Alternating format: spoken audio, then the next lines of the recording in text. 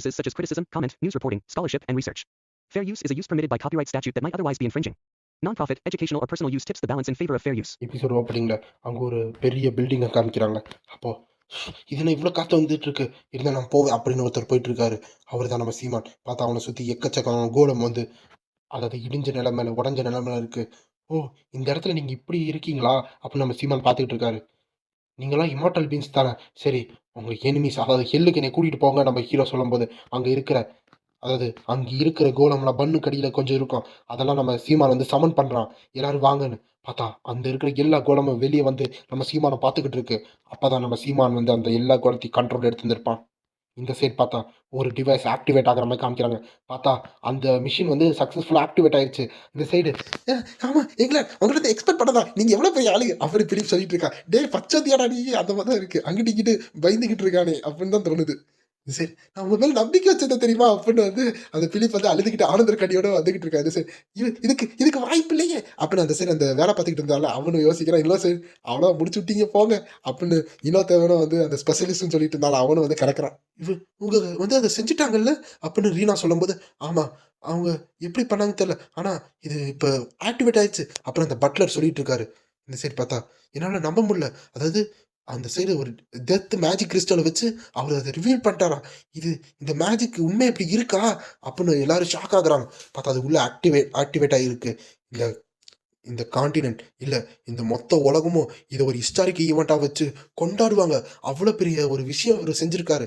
ஏன்னா ஒரு உண்மையான அதாவது ஆக்டிவாக இருக்க மேஜிக் கிறிஸ்டல் இல்லாமல் ஒரு டெத்தான அதாவது யூஸ்லெஸ்ஸான ஒரு மேஜிக் கிறிஸ்டலை வச்சு ஒரு எப்படி பவர் கொடுத்தாரு அப்படின்னு ஷாக் ஆகுறாங்க. அப்போ இந்த சைடு நம்ம ஹீரோ லாக்கான் டிசெண்டன்ட் அதாவது இந்த சைடு நம்ம லூக் அதாவது சீமான் வந்துகிட்டு இருக்கும்போது, எங்களா எனக்கு தெரியும் நீங்கள் இந்த மாதிரி பண்ணீங்க, எனக்கு தெரியும், நான் உங்கள் மேலே எவ்வளோ நம்பிக்கை வச்சிருந்தேன் தெரியுமா, அந்த கோலத்தை பார்த்தீங்களா சூப்பராக பண்ணியிருக்கீங்க அப்படின்னு வந்து நம்ம பிலிப் வந்து சந்தோஷமாக வந்துகிட்டு இருக்காங்க. சரி அந்த குட்டி அந்த வேலை பார்க்குறவங்க, ஏய் இது இம்பாசிபிள், ஏதோ ட்ரிக் பண்ணிட்டு இருக்கேன், சும்மா வந்து ஒரு சர்க்கிளை வந்து பிளட்டை வச்சு சர்க்கிள் பண்ணி வச்சா இது பார்த்தா இது ஒரு பிளாக் மேஜிக் மாதிரி இருக்கேன் அப்படின்னு வந்து சொல்லிட்டு இருக்காங்க. ஆமாம் இது எங்களால் அக்னாலஜ்மெண்ட் பண்ண முடியாது இன்னொருத்தவங்க சொல்லிட்டு இருக்காரு. இவங்களுக்கு என்ன பிரச்சனை அப்படின்னு வந்து பிலிப் கடுப்பாயிட்டு இருக்கான். டேய் எவ்வளோ தைரியம் இருந்தா அதான் அந்த லாக்கானோட ஹையரை பார்த்து பிளாக் மேஜிக் யூஸ் பண்ணுறீங்க சொல்லுவீங்க அப்படின்னு பிலிப் சொல்லும்போது, ஆனால் அதை பார்த்தா அப்படிதான்டா இருக்கு அப்படின்னு சொல்லும்போது, சரி நான் எக்ஸ்பிளைன் பண்ணுறேன் உண்மை என்னன்னா அப்படின்னு நம்ம சீமான் சொல்கிறாரு. அப்போ இது ஒரு டாப் சீக்ரெட் டெக்னிக், இது எங்களோட லாக்கான் ஃபேமிலிக்கு மட்டும் பாஸ் டவுன் ஆகும், இது வந்து 500 வருஷமாக மறைக்கப்பட்டிருந்துச்சு அப்படின்னு நம்ம லாக்கான் அதாவது எப்படி சொல்ல நம்ம சீமான் சொல்லிட்டு இருக்காரா. எனது ஃபேமிலி சீக்ரெட் டெக்னிக்கா, நீங்கள் ஸ்வாட்ஸ்மேன் ஃபேமிலி தானப்பா, உங்களுக்கு எப்படிப்பா மேஜிக் சீக்ரெட் டெக்னிக்லாம் இருக்கும் அப்படின்னு கேள்வி கரெக்டாக கேட்கும்போது, அது இம்பார்ட்டன்ட் இல்லை, இது பிளாக் மேஜிக்கோ இல்லை இதோ, ஆனால் இதனால எக்கச்சக்கமான லைஃப்பை காப்பாற்ற முடியும் அப்படின்னு அந்த ரீனா சொல்கிறாங்க. அப்போது ரீனா என்ன சொல்கிறாங்கன்னா, இதுக்கு எவ்வளோ நன்றி சொல்கிறது எனக்கு தெரியல, இது எப்படி நான் ரீபேமெண்ட் பண்ணுவேன்னு தெரில, ஆனால் என்னை மன்னிச்சிருங்க, லாஸ்ட் டைம் வந்து உங்களை கரெக்டாக வந்து உங்களை ப்ராப்பராக க்ரீட்டிங் பண்ண முடியல அப்படின்னு ரீனா சொல்கிறாங்க.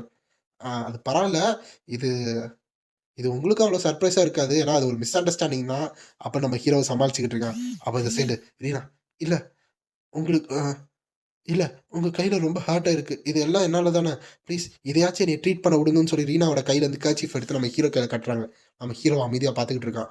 அப்போ இந்த சைடு சரி இல்லை இதெல்லாம் ஒரு பெரிய காயமா அப்போ நம்ம ஹீரோ சொல்லிட்டு இருக்கான். அப்போ அந்த சைடு ஒரு ஹியூஜ் ப்ராப்ளம் வந்துகிட்டு இருக்கு அப்படின்னு சொல்லி ஒருத்தர் ஓடி வந்துகிட்டு இருக்காரு. என்னன்னு பார்த்தா அப்போ அந்த பட்லர் கேட்குறாரு, என்னது ஏன்டா இப்படி கத்திக்கிட்டு வர, அப்படி என்னடா ஆச்சு அப்படின்னு கேட்கும்போது, அது அவன் அவன் அவன் காணோம் காணோம் அப்படின்னு சொல்லிட்டு இருக்கான். யாரு காணும்னு கேட்கும்போது, அவன் தான் அந்த வெயிட்டிங் ரூம்ல இருந்தான், அவனை காணோம், நாங்கள் எல்லா இடத்துலையும் தேடிட்டோம் அவனை காணோம் அப்படின்னு வந்து அவன் கத்தி சொல்லிட்டு இருக்கான். யாருக்கா, ஆமாம் எங்களால் அந்த ரைடரை கண்டுபிடிக்க முடியல, அந்த ஹேண்ட்ரி எந்த இடத்துலையும் காணும்னு சொன்னோன்னு இந்த சைடு ரீனாக்கு ரொம்ப ஷாக்கு. என்ன ஒரு பிரச்சனை போய் அடுத்த பிரச்சனையானு, நம்ம சக்ஸஸ்ஃபுல்லாக அந்த ஆண்ட்ரியா அந்த ரைடரை நம்ம சைடு இழுத்துக்கிட்டோம், இதனால பிரின்சஸ்க்கு எந்த ரைடரும் இருக்க மாட்டாங்க. ஆனால் நீங்கள் ஏதோ சக்ஸஸ்ஃபுல்லாக இந்த கிகாண்டாவை வந்து எப்படியோ ரிப்பேர் பண்ணிட்டாங்கன்னு சொல்கிறீங்க, எப்படி இது நடந்துச்சு, எப்படி அவங்களால ஆக்டிவேட் பண்ண முடிஞ்சிச்சு, அது ரொம்ப இது இம்பாசிபிளான்னு சொன்னீங்க அப்படின்னு அவர் ஒருத்தர் சொல்லிட்டு இருக்காரு. அப்போ இந்த சைடு என்னை மன்னிச்சிருங்க, யாருக்குடா வேணும் மன்னிப்பு அப்படின்னு இந்த சைடு ஒருத்தர் கத்துறாரு. இல்லை இது ஏதோ ஒரு மிஸ்டேக்கு, ப்ளீஸ் ஒரு சான்ஸ் கொடுங்க, நான் கண்டிப்பாக ஏதாவது வாயை மூடுடா, எவ்வளோ தைரியம் தான் நீ என்னை எதிர்த்து பேசுவேன், யூ ஆர் ஃபயர் அப்படின்னு சொல்கிறான். இதான் அந்த கவுண்ட் மேனிக்யூ, இவர் தான் அந்த லார்டுன்னு சொல்லிட்டு இருக்காங்களே, இவர் தான் அவர். சரி வேற என்ன வேரியபிள் இருக்கு, அவங்க ஜெயிக்கிறதுக்கு ஏதாச்சும் இருக்கா? ஆல்ரெடி எனக்கு டென்ஷன் ஏறிக்கிட்டு இருக்குன்னு சொல்லும்போது, இல்ல, இல்ல எதுவுமே இல்ல, எதுவுமே இல்ல அப்படின்னு எல்லாரும் சொல்லிட்டு இருக்காங்க. சரி, ஓகே. அப்ப இந்த தடவ அந்த சி அந் இந்த தடவ அந்த பிரின்சஸ் ரீனா கண்டிப்பா எனக்கு மட்டும் தான் அப்படின்னு அந்த கவுண்ட் சொல்லிட்டு இருக்காரு. அதனால அது மட்டும் இல்ல, எல்லாத்துக்கும் தெரிய வரும். நான் எந்த மாரி பெர்சன், இது எந்த மாரி இடம்னு அப்படின்னு வந்து அந்த கவுண்ட் சொல்லிட்டு இருக்காரு. இந்த சைடு பார்த்தா அந்த அரீனாவ காமிக்கிறாங்க. ஸோ இப்ப நம்ம அ அ லாஸ்ட் பட் நாட் லீஸ்ட் நம்ம இப்ப என்ன சண்டை பார்க்க போறோம்னா, பிரின்சஸ் ரீனாக்கும் அந்த அக்கிலீஸுக்கும் சண்டை நடக்க போகுது அப்படின்னு சொல்றாங்க. ஆமா, இத பார்த்தா 2 ஓவர் லிவிமான நைட்டுக்குள்ள சண்டை வரப்போகுது அப்படின்னு அங்க பேசிக்கிட்டு இருக்காங்க. இந்த சைடு பார்த்தா கவுண்ட் மேக்கினோட அந்த ஹாப்பர்ஸ் பார்த்தா அந்த அக்கிலீஸ காமிக்கிறாங்க. அது 78 தடவ வெற்றி வந்திருக்கு. ஒரு தடவ கூட தோத்தது கிடையாது. இது ரொம்ப பெரிய சாம்பியன் சொல்லிட்டு இருக்காங்க. அது மட்டும் இல்ல, இந்த சைடு அந்த மயர் அதாவது வந்து பிரின்சஸோட அந்த இது இருக்கும்ல, அது ஏன் அரீனால எங்கேயும் காணோம்?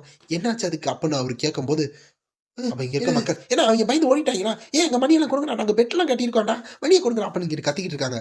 அப்ப அந்த சைடு அதாவது அந்த கவுண்ட் வந்து